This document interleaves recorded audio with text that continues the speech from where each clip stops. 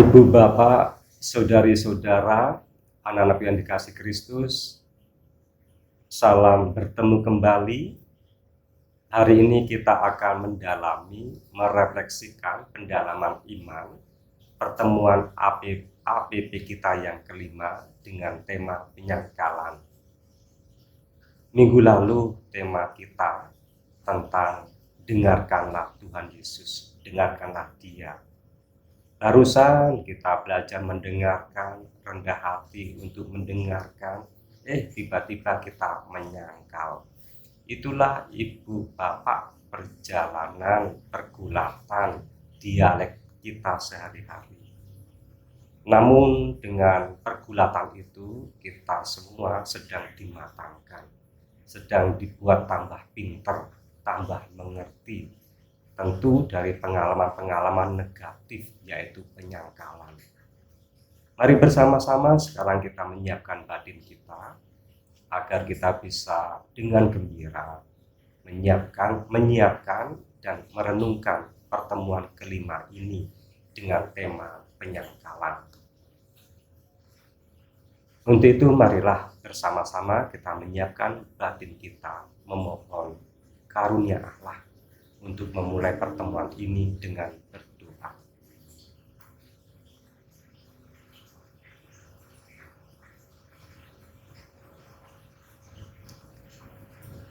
Dalam nama Bapa dan Putra dan Roh Kudus. Amin.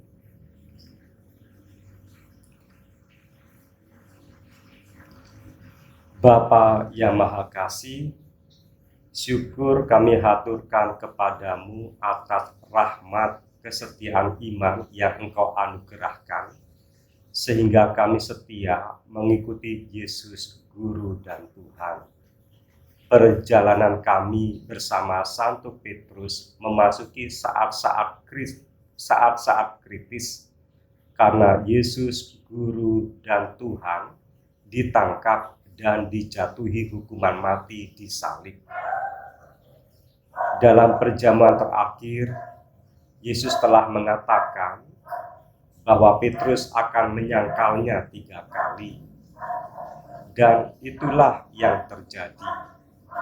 Mohon rahmat Roh Kudus agar pendalaman iman yang kelima ini di masa Prapaskah ini memberikan kekuatan bagi kami ketika kami berada dalam situasi hidup sebagai murid-murid Yesus. Murnikanlah iman kami agar tetap setia mengikuti Yesus, Guru dan Tuhan, yang bersama Dikau hidup dan berkuasa sepanjang masa. Amin. Dalam nama Bapa dan Putra dan Roh Kudus. Amin. Mari bersama-sama sekarang kita mendengarkan Injil Tuhan. Tuhan bersamamu dan bersama rohmu. Inilah Injil Yesus Kristus menurut Markus. Dimuliakanlah Tuhan.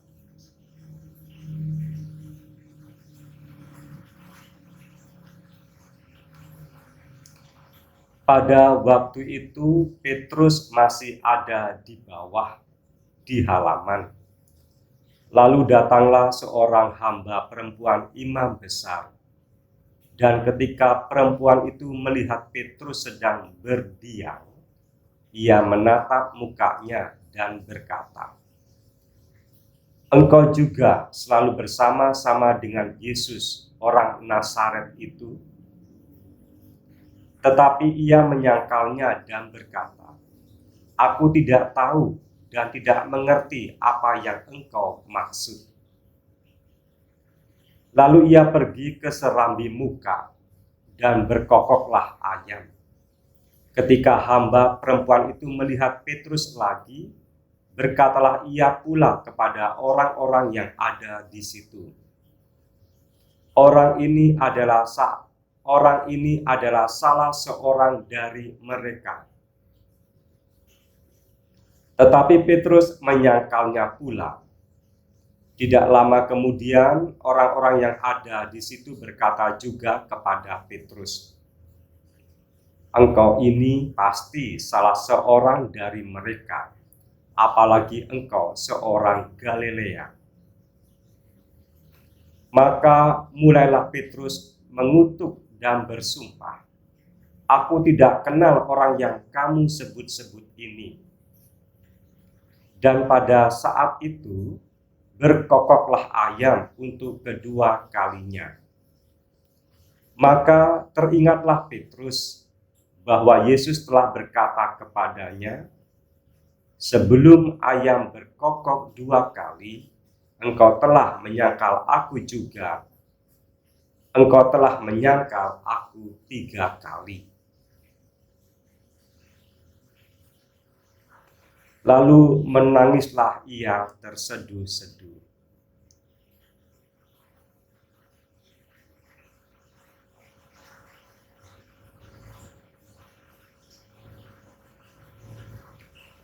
Demikianlah Injil Tuhan. Terpujilah Kristus. Bapak, Ibu, dan para saudara, perjalanan kita mengenal Yesus, Guru dan Tuhan yang kita imani, sudah sampai pada pertemuan kelima.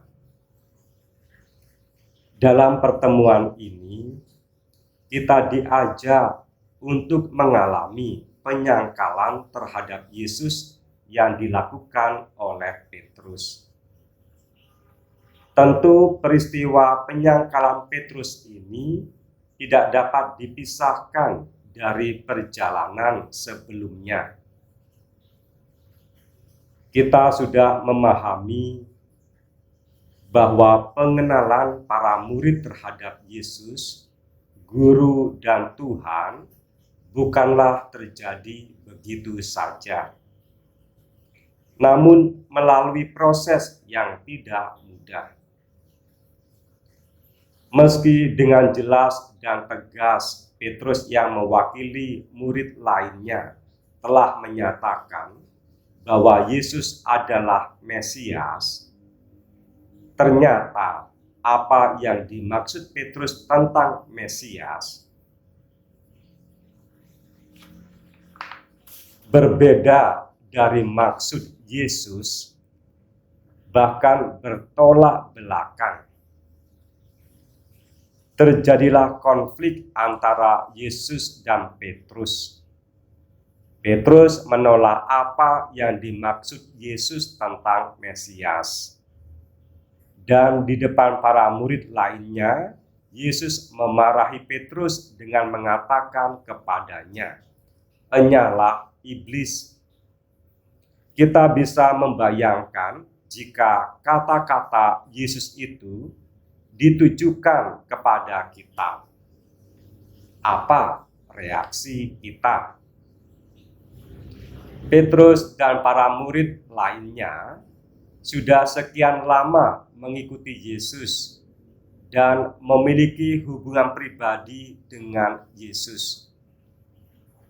Namun ternyata mereka masih mengikuti pikiran dan harapannya sendiri. Mereka belum mengenal Yesus dan mengikuti apa yang dikehendaki oleh Yesus.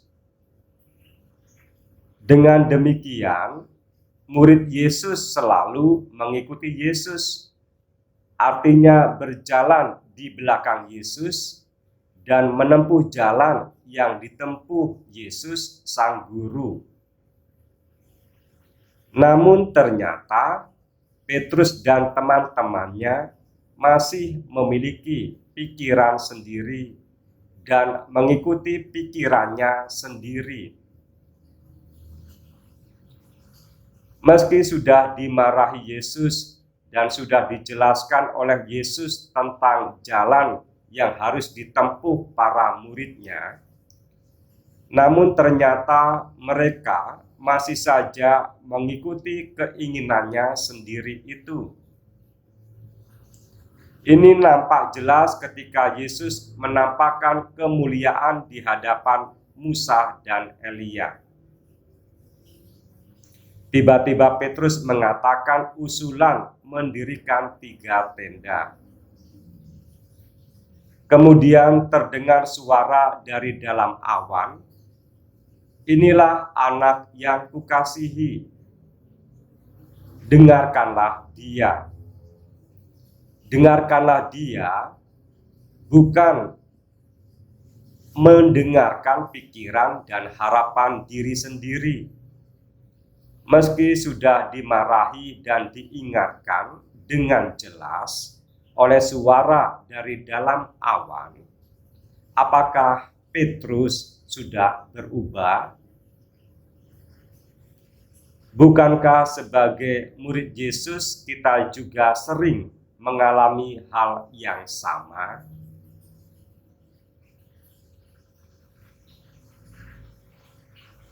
Bapak, Ibu, dan para saudara, dalam pertemuan kelima ini, kita memasuki saat-saat kritis Yesus dalam perutusannya di dunia ini.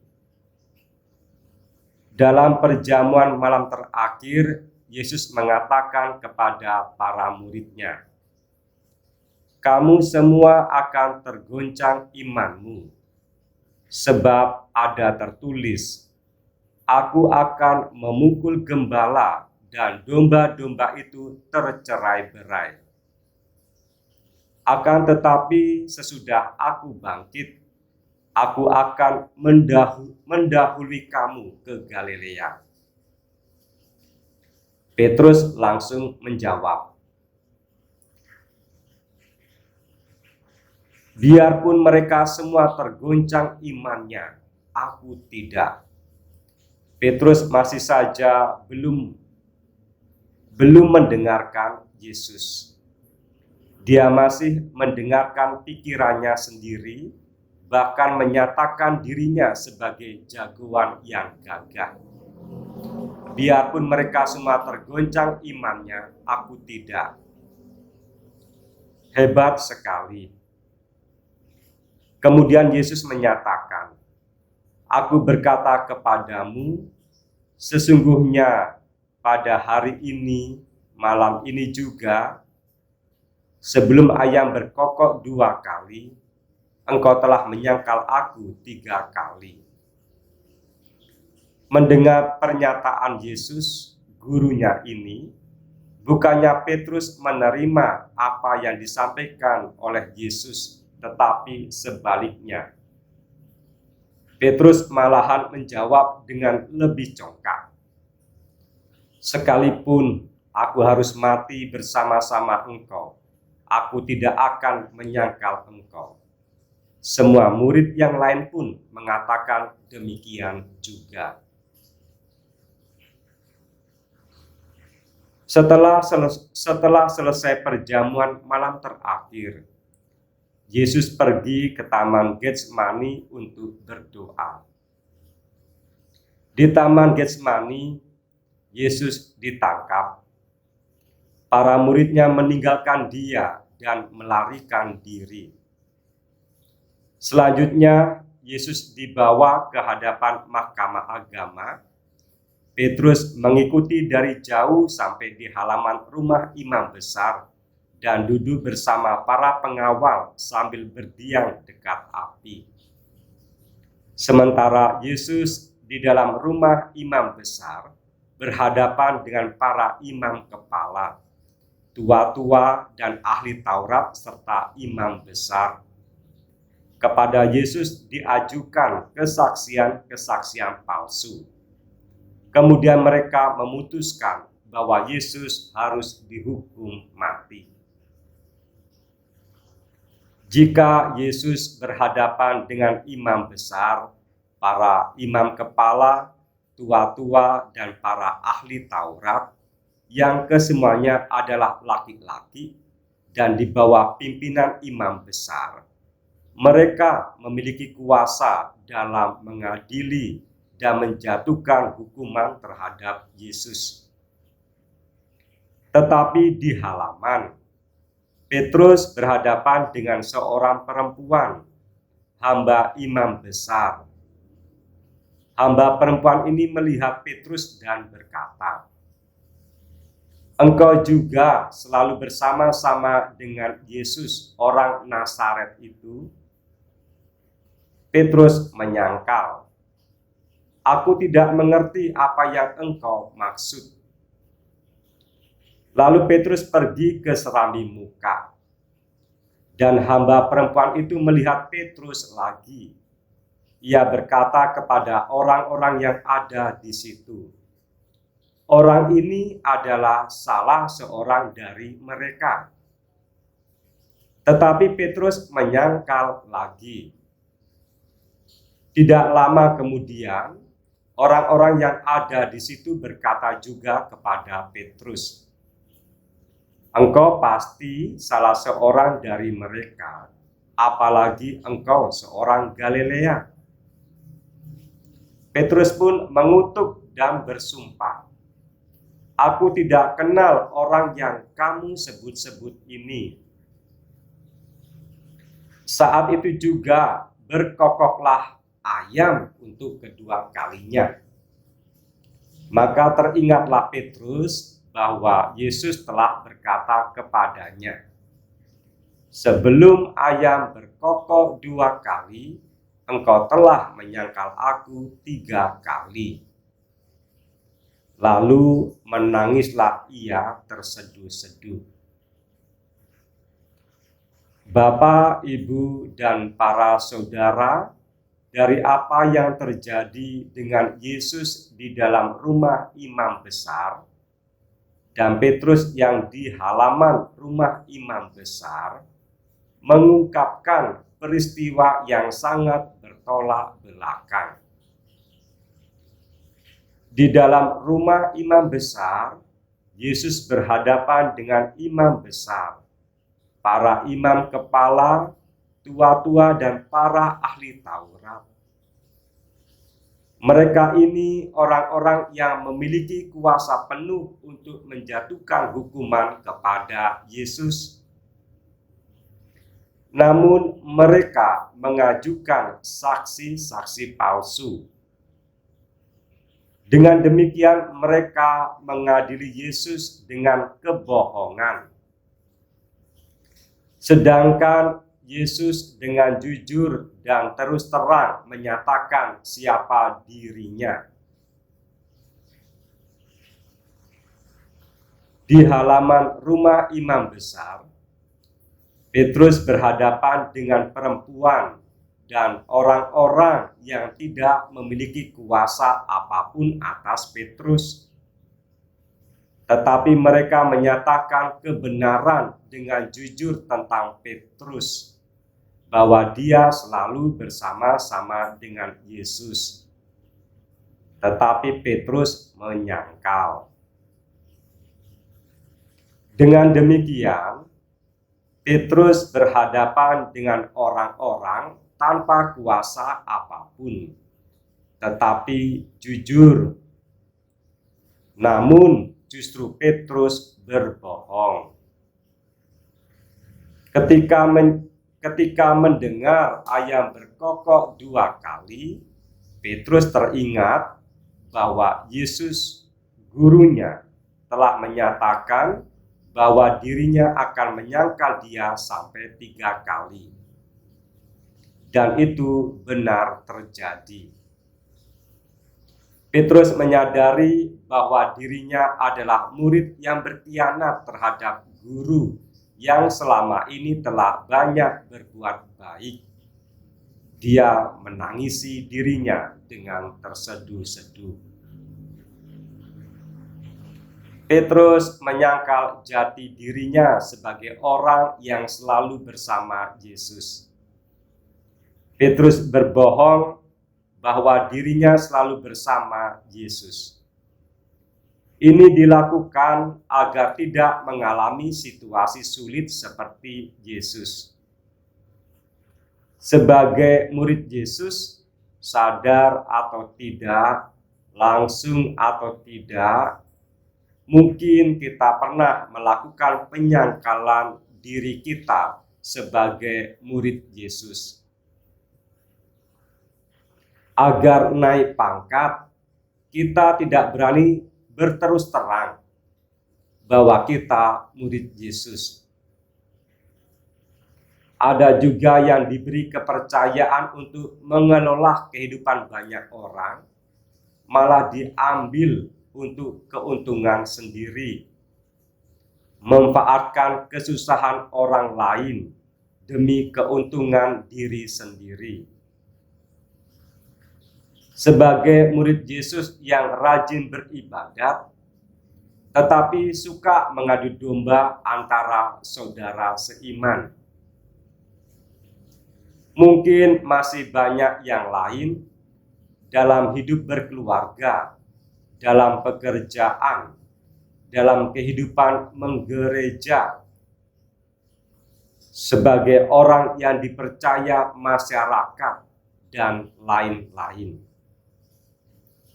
Petrus menyangkal, tetapi kemudian ingat sebagai orang yang Petrus menyangkal, tetapi kemudian ingat dengan sabda Yesus kepadanya, bahwa dirinya akan menyangkal. Maka menangislah terseduh-seduh karena menyadari bahwa dirinya telah menyangkal. Apakah ketika kita menyangkal jati diri kita, bahwa kita ini murid Yesus, apakah kita ingat akan sabda Yesus?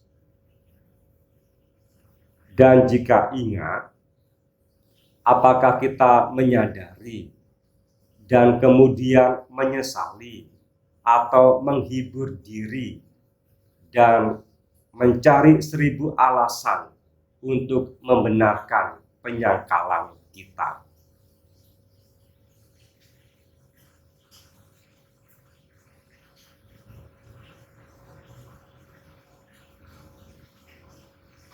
Sekarang mari kita merenungkan pertanyaan-pertanyaan refleksi berikut ini.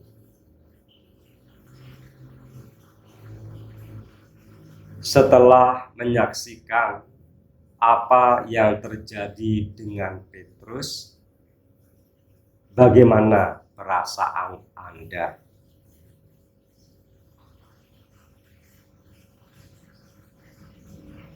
Dan mengapa?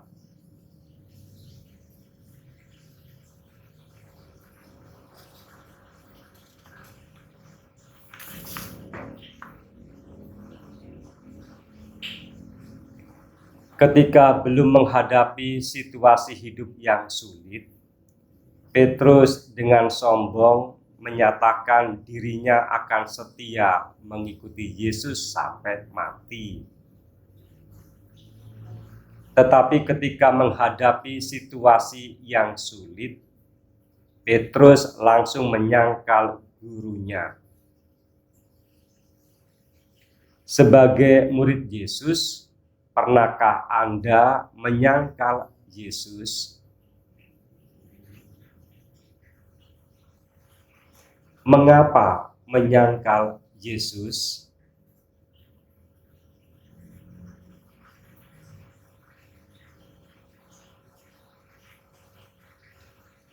Menurut Anda, apakah berperilaku tidak sesuai dengan apa yang diajarkan Yesus, guru yang kita imani dan ikuti, merupakan penyangkalan terhadap Yesus?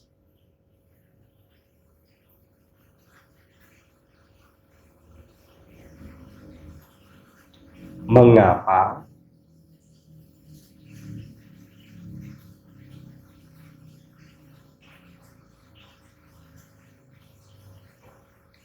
Pernahkah Anda menangis terseduh-seduh seperti Petrus karena telah menyangkal Yesus?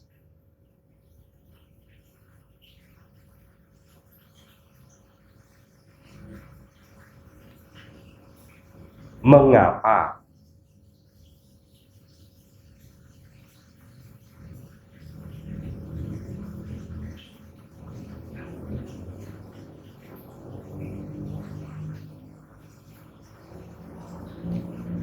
Terima kasih atas jawaban-jawaban batin Anda untuk menjawab refleksi-refleksi tersebut.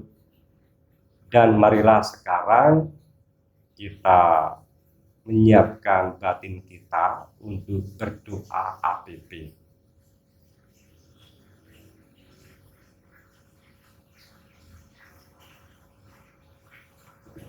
Marilah kita berdoa.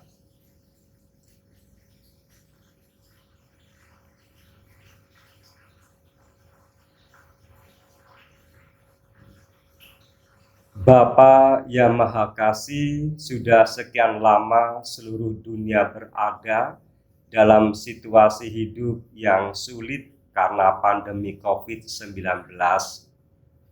Banyak yang telah menjadi korban. Tentu Engkau merasakan kesedihan kami. Kami sedih karena kami tidak dapat lagi dengan leluasa berkumpul dalam persekutuan untuk menumbuhkan iman kami. Terlebih kami hanya sebatas merayakan Ekaristi, sumber iman kami secara virtual. Meski tidak mudah, kami terus berusaha mengembangkan iman kami dalam keluarga. Berkenanlah Engkau selalu melindungi dan menguatkan iman kami. Jangan biarkan kami menjauh dari-Mu. Maka dalam masa Prapaskah ini, kami tetap berjuang untuk menempuh jalan pemurnian iman dengan merenungkan sabda Putra-Mu. Berkatilah semua orang, terutama mereka yang sedang berjuang menyelamatkan banyak orang.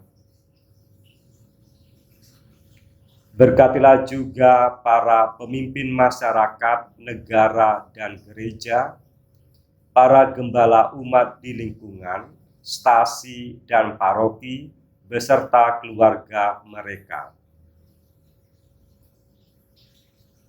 Berilah kekuatan ilahi-Mu bagi mereka yang sedang berada dalam situasi yang lebih susah dari kami akibat pandemi ini. Bantulah kami agar mampu setia menjaga keselamatan diri dan sesama dengan tetap disiplin mematuhi protokol yang telah ditentukan.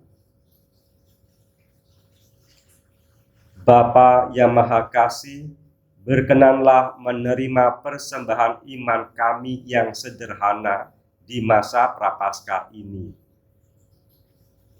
Doa ini kami panjatkan dengan pengantaraan Yesus, Guru dan Tuhan kami, yang hidup dan berkuasa kini dan sepanjang masa.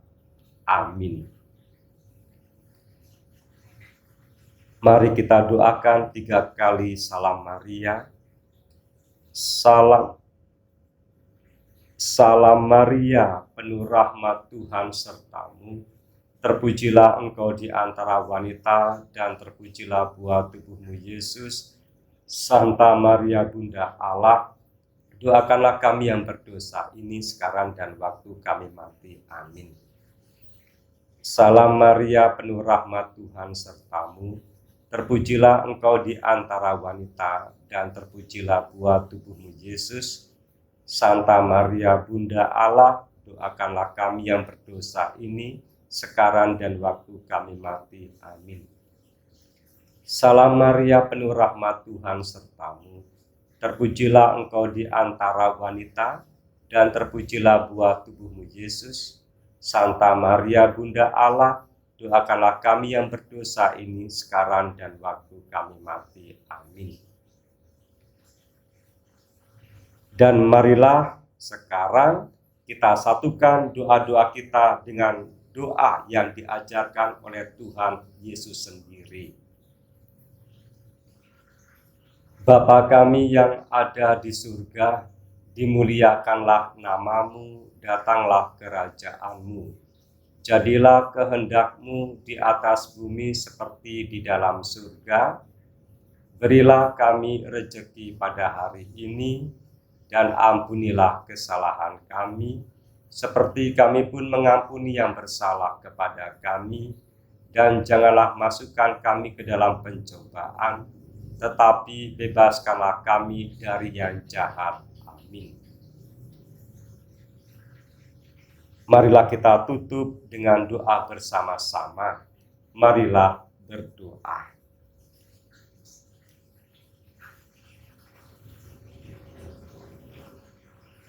Bapa yang Maha Kasih, kami telah merasakan apa yang dirasakan Santo Petrus ketika menyangkal Yesus, Guru dan Tuhan. Namun dengan sedih yang sangat mendalam, Santo Petrus tetap berjalan mengikuti Yesus. Berilah kami kekuatan ilahi-Mu agar kami tidak meninggalkan Yesus ketika sedang dalam situasi sulit dan berat dalam hidup kami. Sebelum menutup pendalaman iman ini, kami mengingat saudara-saudari kami yang membutuhkan doa-doa kami, juga bagi mereka yang telah meninggal.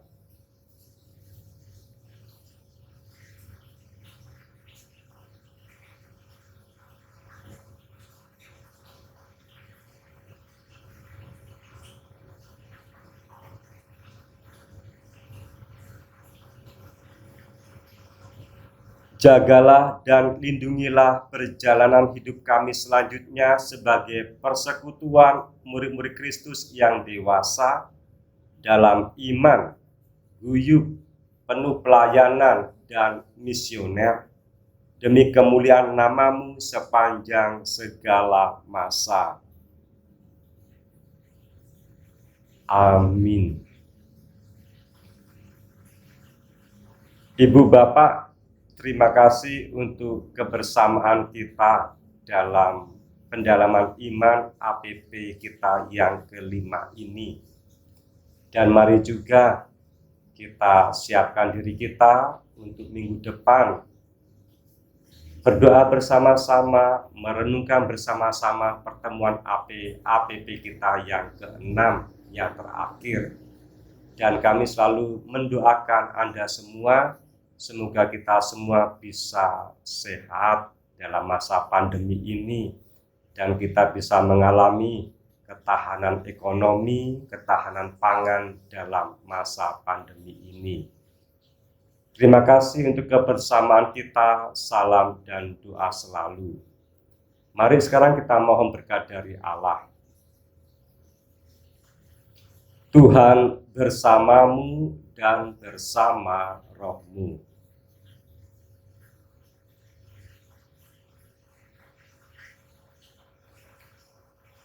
Semoga saudara-saudari sekalian diberkati oleh Allah yang Maha Kuasa,